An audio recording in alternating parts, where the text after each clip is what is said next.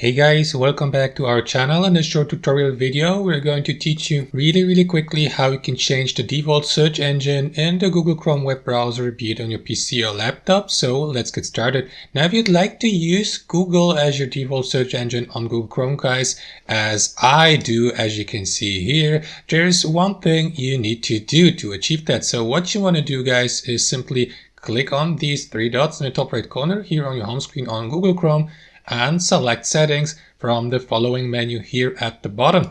And inside your browser settings, take a look at that panel here to the left and head over to the search engine section here. So click on search engine, and in the following, guys, you will be given access to a list of search engines if you click on change here. Now, as you can see, Google is currently the default search engine for me, but you can switch to any other search engine by clicking on change here and simply pick the search engine you would like to use from that list below, like Brave, like DuckDuckGo, like Microsoft Bing, Ecosia, Yahoo Search, and so on and so forth, and simply confirm that by clicking on set as default here. And that's basically it. So let me show you how to do that really quickly. Let me switch from Google to DuckDuckGo for a moment.